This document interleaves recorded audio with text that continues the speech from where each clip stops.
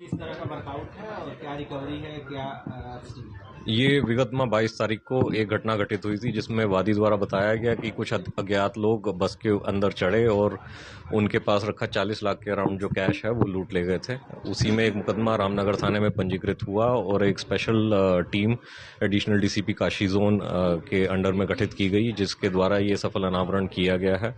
इसमें CCTV footage और CDR call detail records के बेसिस पे कुछ अभियुक्त के नाम प्रकाश में आए थे, जिसमें 2 अभियुक्त गिरफ्तार कर लिए गए हैं। एक सब इंस्पेक्टर हैं यहाँ पे जो पोस्टेड रहे हैं, उनकी भी भूमिका संदिग्ध आई है। लगातार पूछताछ जारी है। इसमें 3 और अभी अभियुक्त हैं जो फरार चल रहे हैं। अभी इनसे 8 लाख के अराउंड कैश बरामद हुआ है, 2 असले और कुछ जिंदा कारतूस इनसे बरामद हुए हैं।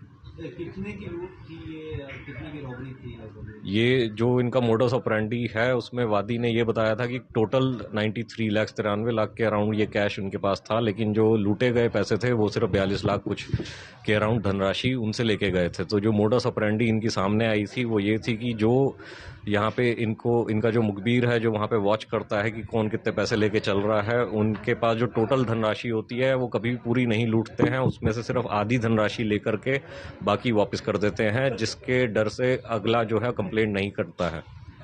इसमें जो पुलिस की भूमिका जो एक सस्पेक्ट के तौर पर या क्लियर हो गई है, और कहाँ पे वो किस पोस्ट पे कहाँ पे तैनात थे, क्या भूमिका इस रॉबरी में रही? अभी ये सब इंस्पेक्टर यहाँ पे एक चौकी पे तैनात थे। अभी इनसे पूछताछ की जा रही है, जो भी हमारे पास एविडेंसेस आए हैं और विवेचना का, क्योंकि ये अभी विषय है और सरकारी कर्मचारी हैं। ये किस तरीके से बनाया जाता है, बताया जा रहा है कि बकायदा चौकीदार जो है वो उसमें पूरी तरह से शामिल थे। कुछ तो सर आधार होगा उनको जांच में शामिल करने का, या जो एविडेंस हमारे पास प्राप्त हुए हैं, क्योंकि अभी हमें माननीय न्यायालय में ये सबमिट करने होंगे, तो ये पब्लिक डोमेन में हम लोग नहीं दे सकते, क्योंकि इंटरनल डिपार्टमेंटल ये एक इंक्वायरी का भी इशू है। लूट की पूरी साजिश कैसे रची गई थी, किस प्रकार? जैसा मैंने बताया, मोडस ऑपरेंडी ये रहता है कि इनका जो एक आदमी है वो मुखबिर बन के जहाँ पे भी जो व्यवसायी होते हैं उनको वॉच करता है कि कौन कितना कैश पर डे लेके जा रहा है, और उसी में ये लोग उसको किसी रास्ते में जाते वक्त पकड़ने की कोशिश करते हैं। उनसे फिर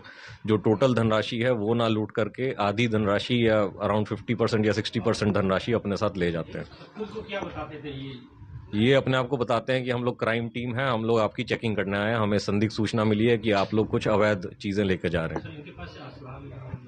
2 असले बरामद हुए हैं और कुछ जिंदा कारतूस बरामद हुए हैं। वर्दी में यूनिफॉर्म में रहते हुए करते रहे कि किस तरह से सिविल ड्रेस में ही? इसकी अभी पूछताछ की जा रही है कि कहाँ कहाँ हमारे को फुटेज मिल पाएगा जहाँ पे ये वर्दी इन्होंने यूज करी है कि नहीं करी है। सर, प्राथमिक जांच में ये कुछ बातें सामने आ रही है कि ये लोग और भी घटनाओं को अंजाम दे चुके हैं, इस पर भी कार्रवाई? क्योंकि जो इनमें से एक अभियुक्त है उन पे जुवेनाइल एक्ट में 302 का मुकदमा चल चुका है, उसमें ये सजा याफ्ता थे, और दूसरा जो है उनके ऊपर 363-66 का भी मुकदमा रहा है। इसके अलावा जो घटनाएं बताई जा रही हैं कि पूर्व में भी की गई हैं, क्योंकि किसी ने हमें लिखित सूचना नहीं दी थी। जैसा बताया गया कि व्यापारी जब आधा पैसा लूट लिया जाता था तो कोशिश करते कि कंप्लेंट ना हो, यही मोडस ऑपरेंडी का फायदा उठाते थे ये लोग।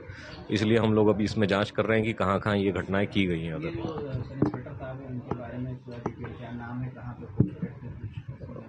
वो आपको जो प्रेस नोट प्रदान किया गया है उसके अंदर पूरी जानकारी है जहाँ जहाँ ये रहे हैं।